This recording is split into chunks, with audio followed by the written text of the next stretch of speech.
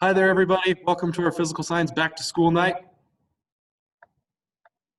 My name is Mr. Krysl. I tell the kids it's pronounced like diesel. It's an easy way to remember that.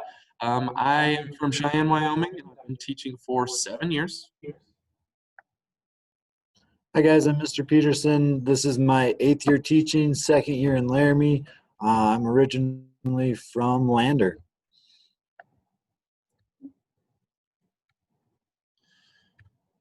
So the first thing that we're going to talk about here is what we want your students to bring to class.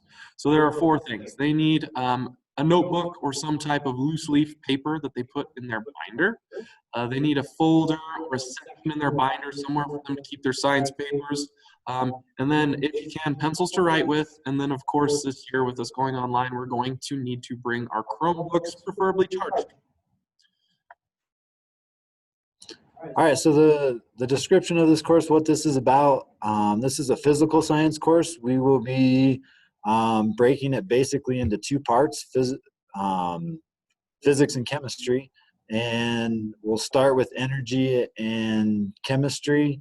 And then in the spring, we will go to our physics. So we'll be talking about like Newton's laws, force, motion, that sort of thing. All right. As far as the hybrid model is concerned with physical science class, students are going to attend their class or their science class on A or B days, and then they'll be online on the day that they are not in class.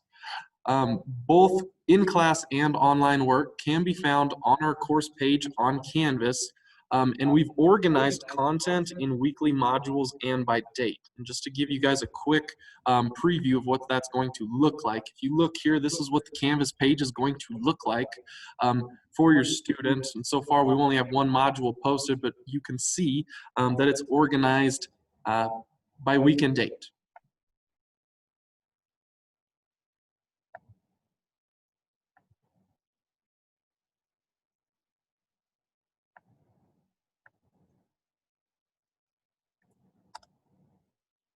All right, so our class expectations are pretty simple and straightforward. We want you to be in class prepared and on time, right? We only see everyone twice a week, so really important that you're there on time, ready to go. And kind of all the rest follow with that, right? Follow instructions the first time they're asked.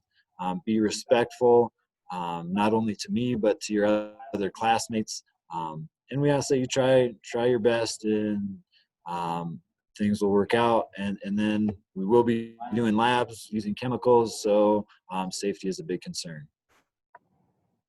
So the grade scale breakdown is as follows. 90 to 100% is an A. In the 80s, those are our B's. 70s, C. 60s, D. And then 59% and lower will be our failing grades. You need a 60% or higher to earn credit in the course. If your student is not passing the course, they might be candidates for our intervention days that we're going to be doing on Friday mornings, or we might be calling or emailing. You to see if we can get that student in for maybe Scout Learning Lab after school to get some work made up. So as far as makeup work and homework, we're probably not going to call it homework this year because we'll probably be assigning that work on those online days.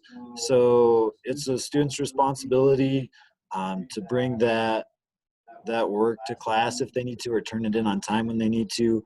We will accept late work up until the end of the quarter, and all late and missing work can be found on the Canvas page. So you guys kind of saw on that screen how our courses are set up. There'll be makeup options right there.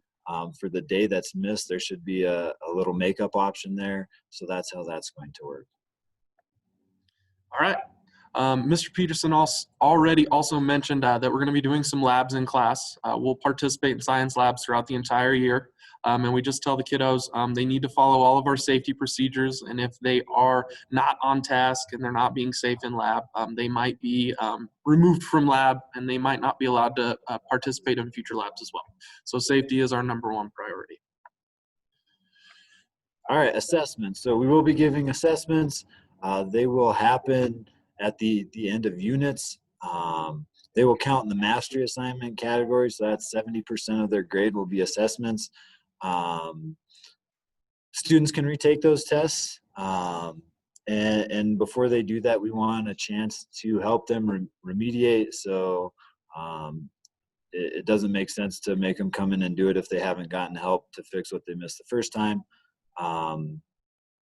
Students can also not retake tests if they get above a 90%, because on a retake, the best you can get is 90%.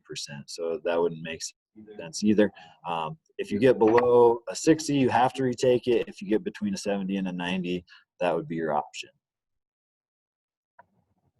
All right, so for our cell phone and headphone policy, cell phones, they need to be silenced and put away if our cell phone sign is flipped to red.